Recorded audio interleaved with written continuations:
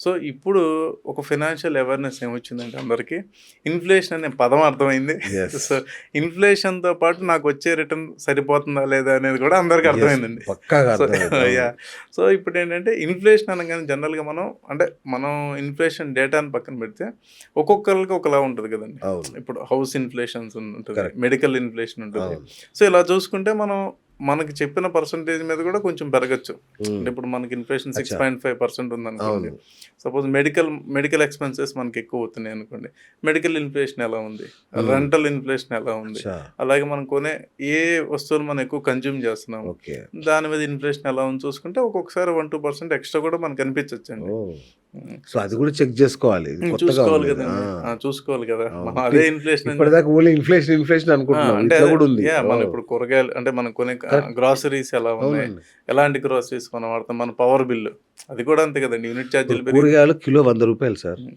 So, అంటే ఎంత పెరిగింది చూడండి అసల. అంటే ఆ డిఫరెన్స్ అంటే అవును. హోలిస్టిక్‌గా తీసుకున్నప్పుడు ఒక కరెక్ట్. పర్సెంటేజ్ కామన్‌గా ఇస్తారు. అది అవును. కాకుండా మన ఖర్చులు ఎలా ఉన్నాయి? లాస్ట్ ఇయర్ ఎలా ఉన్నాయి? ఇప్పుడు మనం వాడే ఎంత పర్సెంట్ పెరుగుతుందనేది కూడా మనం కాలిక్యులేట్ చేసుకున్నప్పుడు ఒక్కోసారి కొంచెం ఎక్కువ అనిపిస్తదండి. కరెక్ట్. 7, కరెక్ట్. 2% ఎక్కువ అనిపించొచ్చు. హ్మ్. సో, దాన్ని బట్టి మనం ఖచ్చితంగా దానికన్నా ఎక్కువ రావాలి అనేది కదా! వాళ్ళ ఫైనాన్షియల్ అవేర్‌నెస్ అందరికొచ్చింది. అది సంతోషం. అందరికొచ్చేసింది. అదే ఓకే. గదా! యాహ్! అందుకని people are looking other things. Hmm. అంటే ట్రెడిషనల్‌గా, కన్వెన్షనల్‌గా ఉన్నటువంటి బాండ్స్ గానివ్వండి, ఎఫ్‌డీలు గానివ్వండి, ఆర్‌డీలు గానివ్వండి, ఆర్ ఎనీ గవర్నమెంట్ సెక్యూరిటీస్ గాని వీటన్నిటిని దాటి నెక్స్ట్ ఏముందని చూసినప్పుడు ఈజీగా, ఫ్లెక్సిబుల్‌గా, కంఫర్టబుల్‌గా మన అకౌంట్‌లో మనకుంటే మ్యూచువల్ ఫండ్స్. హ్మ్. సో, ఇది మనకి హిస్టారికల్ డేటా కూడా ఉంది ఇవాళ. యెస్. అంటే మనం ఏదో ఈ ఎగ్జాక్ట్‌లీ. ప్రొడక్ట్ వచ్చి ఒక 5 ఇయర్స్, 6 ఇయర్స్ కాదు కాదు కదండీ. గదా! అవును. 25 ఇయర్స్ పైన మన డేటా అవును. ఉంది. మార్కెట్స్ అంటే these are mirror image of markets. అంతే కరెక్ట్. కదండీ. మ్యూచువల్ అంతే ఫండ్స్ గదండీ. అంటే అవును. అగైన్ ఎక్కడ పెడతారు? తీసుకెళ్ళి స్టాక్స్‌లోనే అంతే పెడతారు. గదా! అవును. సో, మార్కెట్ పెరుగుతుంది అనేది మనకు అర్థమవుతుంది. హ్మ్. సో, మ్యూచువల్ ఫండ్స్ అనేది ఈరోజు సో, బాగా పాపులర్ ఫైనల్‌గా అయినాయి. ఒక మాటైతే చెప్పొచ్చు. మ్యూచువల్ ఫండ్స్ నిజంగానే సేఫ్. సేఫే కదండీ. అంతే అంటే గదండీ. దాన్ని ప్రాపర్‌గా మనం చేసుకెళ్ళాలండి. ఎగ్జాక్ట్‌లీ. అంటే మీలాంటి వాళ్ళ దాన్ని చేతుల్లో అంటే పడితే. అంటే మ్యూచువల్ ఫండ్స్‌ని మళ్ళీ ట్రేడ్ చేయకూడదు. హ్మ్. ఇప్పుడు ఇది కూడా నేను కొంతమందిని చూసానండి. ఆ! అవునా? మ్యూచువల్ మ్యూచువల్ ఫండ్స్‌ని కూడా ట్రేడ్ చేస్తుంటారు. అంటే ఇప్పుడు ఆ! సపోజ్ ఒక 20 ఎన్ఏవీలో కొన్నారు. ఆ! అదే 22 అయిందనుకోండి దాన్ని అమ్మేస్తుంటారు. ఆ! సో, అంటే అలా కూడా ఉంటారు. అచ్చా! లేదు గెస్ట్ పార్టిసిపేషన్ చేస్తుంటారు. ఆ! వస్తారు ఒక 3 మంత్స్ ఉంటారు, వెళ్ళిపోతారు. ఆ!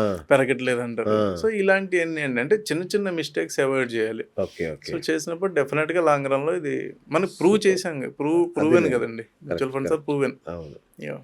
సో, సార్ అంటే ఇప్పుడు మ్యూచువల్ ఫండ్స్ సాధారణంగా చిరుద్యోగులు, మధ్యతరగతి వాళ్ళకి బాగా ఉపయోగపడతాయి. హ్మ్. సేవింగ్స్ కాన్సెప్ట్‌లో. సో, ఒక రూ. 1000 లేదా రూ. 2000 కూడా నెలకి సేవ్ చేసుకుంటే లక్షల్లో అమౌంట్ చూసే అవకాశం ఉంటుందా? అంటే ఇక్కడ ఒకటండి. లక్షలనేది అవుతాయండి అది. అది డెఫినిట్‌గా అవుద్ది. అంటే ఇప్పుడు హ్మ్. మనం ఒక రూ. 2000 ఒక 20,000 చేసామనుకోండి. 14% రిటర్న్ వచ్చిందంటే డెఫినిట్‌గా ఒక 20,00,000 కార్పస్ హ్మ్. అవుతది. కాపోతే ఇక్కడేంటి మనకి ఇక్కడ దాన్ని లక్షలు అనటం కన్నా కూడా ఒక రిటైర్మెంట్ తర్వాత మనకొక భరోసా. ఓకే. అట్‌లీస్ట్ దాన్ని హ్మ్. మళ్ళీ మనం ఎస్‌డబ్ల్యూపీ‌లా కన్వర్ట్ చేసుకుంటే కరెక్ట్. ఆ! మనకి నెలకొక అవసరాలకి 8,000, 10,000 విత్‌డ్రా చేసుకునేటువంటి ఫెసిలిటీ ఉంటదండి. హ్మ్. సో, హ్మ్. అలా దాన్ని మనం చూడాలండి. ఓకే. ఆఫ్‌కోర్స్ ఇప్పుడు మీరు చెప్పిన దాని ప్రకారం ఎస్ఐపిలో పెట్టుబడి అంటే రిస్క్ తక్కువ అని అర్థమైంది. హ్మ్. కానీ డైరెక్ట్‌గా స్టాక్స్ కొనడానికి ఆ! ఈ ఇట్లా ఈ ఎస్ఐపిల ద్వారా పెట్టడానికి ఉన్న తేడా అంటే ఏంటసల? ఏం లేదండి. స్టాక్స్ కొనాలన్నప్పుడు మన దగ్గర బీఎస్సీలు, ఎన్ఎస్సీలో థౌసండ్స్ ఆఫ్ స్టాక్స్ ఉన్నాయండి. అవును. ఒకటి మనం దాన్ని ఫిల్టర్ చేసుకోగలగాలి. ఏ కరెక్ట్. స్టాక్స్ అవును. కొనాలి అవును. ఏంటనేది. ఓకే. ఆ 7,000, 8,000 స్టాక్‌లో మనం ఎన్ని కొనాలి? తర్వాత మనం కొనే ఆటిల్లో అంటే కొనే వాటిలో అంటే మన అనాలిసిస్ కరెక్టా కాదా? అవును. లేదు టైంకి మనం వాటిని ఎగ్జిట్ అవుతున్నామా స్టాక్స్? ఇలా చాలా పారామీటర్స్ ఉంటాయి కదండీ. అంత టైమ్ అవును. స్పెండ్ చేయాలి. కరెక్ట్. తర్వాత మనకిను ఫండ్ మేనేజర్స్‌కి మెయిన్ తేడా ఏంటంటే, ఫండ్ మేనేజర్స్‌కి ఒక డిసిప్లిన్ ప్రాసెస్ ఉంటదండి. ఓకే. సో, మనకు ఆ ప్రాసెస్ ఉండదుగా. అంతేగా. ప్రాసెస్ డివైన్ అవును. వాళ్ళెళ్తారు. అంటే అవును. సపోజ్ ఆ ఫండ్ కలెక్ట్ చేసింది. ఎస్ఐపి రూపంలో ఒక 100 క్రోర్స్ కలెక్ట్ అవుతుంది మంత్లీ. హ్మ్. సో, హ్మ్. వాళ్ళకో ప్రాసెస్ ఉంటది. ఎంత పర్సెంట్ దేనిలో అలొకేట్ చేయాలని. యాస్ అచ్చచ్చా! ఎ ఇండివిడ్యువల్‌గా మనం అలా చేయగలమా?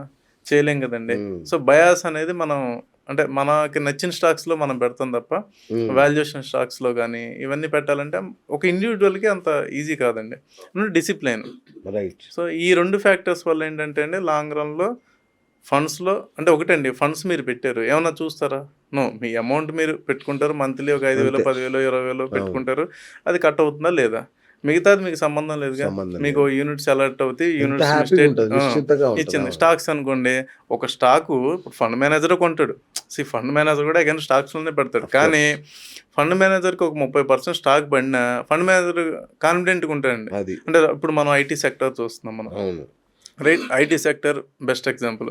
మనం ఐటీ చూస్తే last 1 yearలో 35 to 38% IT stocks correction జరిగింది, రైట్? ఓకే.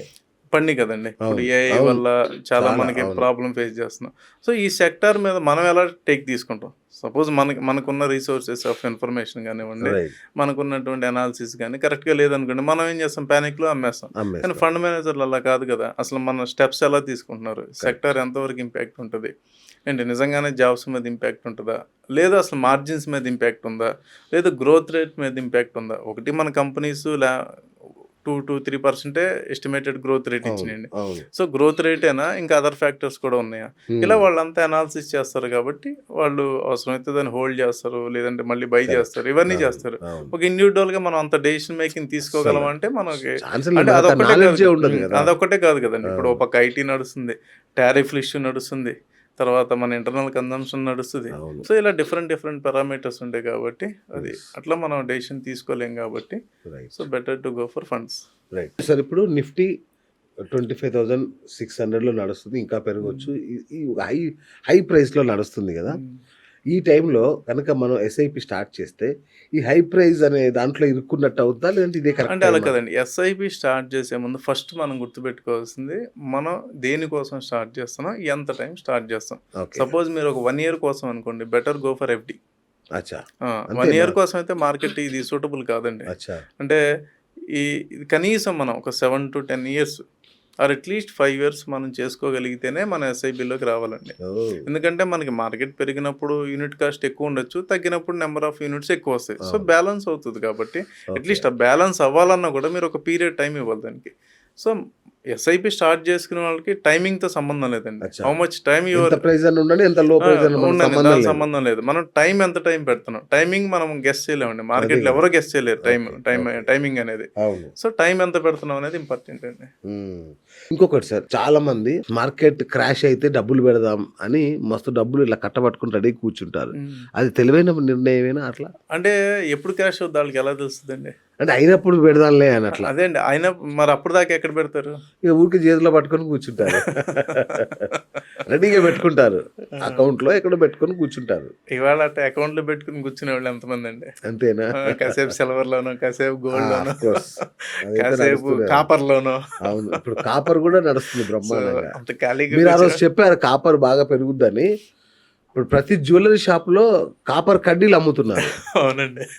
షాక్. నేను మొన్న ఒక షాప్ కి వెళ్తే మొత్తం ఇట్లా గుట్టలాగా పేర్చుద్ది అక్కడ అవును. కాపర్. అవును, ఇదేంట్రా బాబు అని. బార్స్ లాగా కూడా వచ్చినాయి. ఎస్, బార్స్ లాగా వచ్చినాయి, ఇట్లా ప్లేట్స్ లాగా వచ్చినాయి. అవును. సో అంటే డబ్బులు పెట్టుకుని ఉంటాం అంటే ఎక్కడో చోట పార్క్ చేయాలి కదండి. కరెక్ట్. ఇదర్ మీరు లిక్విడ్ ఫండ్స్ లోనే పార్క్ చేయొచ్చు, అవును. 6.5% వస్తుంది. అచ్చా, సో అది మంచిదేనండి, కానీ ఎప్పుడు పడుతుందో తెలియదు కదండి. కరెక్ట్. సో అట్లా వెయిట్ చేయడం కంటే ఎస్ఐపి స్టార్ట్ చేసుకోవడం బెటర్ అండి.